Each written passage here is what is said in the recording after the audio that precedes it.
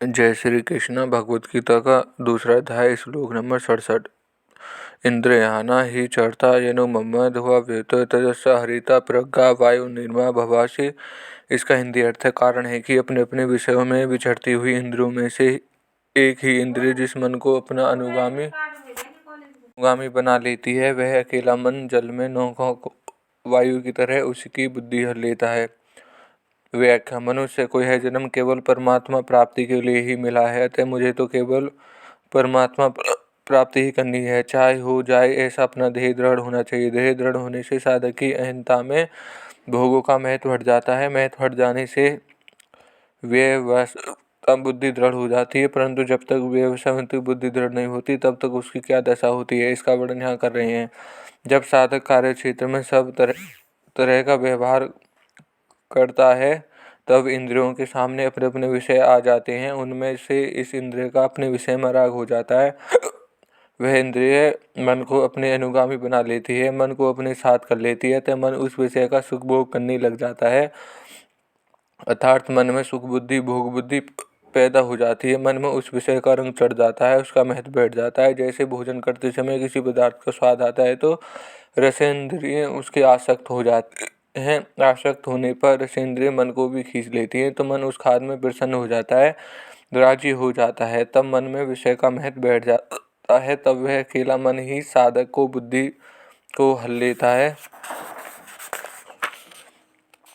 अर्थात साधक के कर्तव्य परायण न होकर भोग बुद्धि पैदा हो जाती है। वह भोग बुद्धि होने से साधक में मुझे परमात्मा की प्राप्ति करनी है, वह व्यवसायिकता बुद्धि नहीं रहती। इस तरह का विवेचन करने में तो देरी लगती है, पर बुद्धि विचलित होने में देरी नहीं लगती। अर्थात जहाँ इंद्रिय ने मन को अपना अनुगामी बताया है, मन में भोग बुद्धि पैदा हो जाती है, उसी समय बुद्धि मर जाती है। वह बुद्धि किस तरह की ली जाती है, उसको दृष्टांत रूप से समझते हैं कि जल में चलती हुई नौका को वायु जैसे हल लेती है, ऐसे ही मन बुद्धि को हल लेता है। जैसे कोई मनुष्य नौका के द्वारा नदी या समुद्र को पार करते हुए अपने गंतव्य का स्थान को जा रहा है, यदि उस समय नौका के विपरीत वायु चलती है तो वह उस समय नौका को गंतव्य स्थान विपरीत ले जाती है। ऐसे ही साधक व्यवसायिकता बुद्धि रूप नौका रूप आरूढ़ होकर संसार सागर को पार करता हुआ परमात्म की तरफ चलता है। एक इंद्रिय जिस मन को अपना अनुगामी बनाती है, वह अकेला मन ही बुद्धि रूप नौका को हल लेता है, अर्थात उसे संसार की तरफ ले जाता है। इससे साधक के विषयों में सुख बुद्धि और उनके दो उपयोगी पदार्थों में महत्व बुद्धि हो जाती है। वायु नौका को तो दो तरह से विचलित करती है, नौका के पथभ्रष्ट कर लेती है अथवा जल में डुबा देती है, परंतु कोई चतुर नाविक होता है, वह वायु की क्रिया को अपने अनुकूल बना लेता है, जिससे वायु नौका को अपने मार्ग से अलग नहीं ले जा सकती, परंतु उसके गंतव्य स्थान तक पहुंचाने में सहायता करती है। ऐसे ही इंद्रियों के अनुगामी हुआ मन बुद्धि दो तरह से विचलित करता है। परमात्मा प्राप्ति को निश्चय दबाकर भोग बुद्धि पैदा कर देता है, अथवा निषिद्ध भोगों में लगाकर पतन करा देता है। परंतु जिसका मन और इंद्रिया वश में होती हैं, उसकी बुद्धि को मन विचलित नहीं करता, फिर तो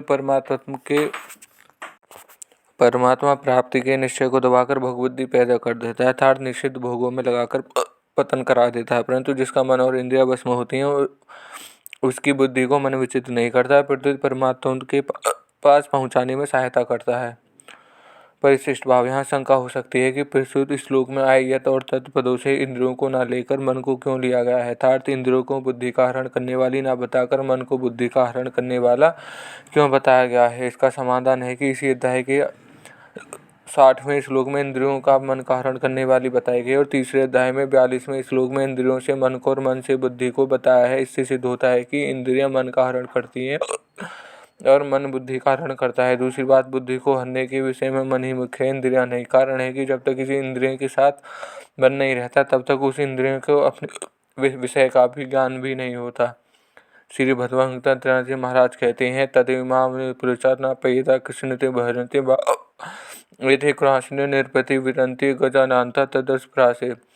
जिसका चित्त आत्मा में ही निरुद्ध होता है, उसको बाहर भीतर कहीं किसी पदार्थ का भान नहीं होता। मैंने देखा था कि एक बाण बनाने वाला कारीगर बाण बनाने में इतना तन्मय हो रहा था कि उसके पास से ही दल बदल के साथ राजा की सवारी निकल गई और उसको पता तक ना चला। बाण बनाने वाले की कर्णेंद्रियां भी थीं, उसका विषय शब्द भी था, पर मन उस तरफ न रहने से वह सुनाई नहीं दिया। तात्पर्य है कि मन साथ रहने से ही इंद्रियों को अपने विषय का ज्ञान होता है, तब तक मन साथ ना रहने से इंद्रियों को अपने विषय का भी ज्ञान नहीं होता।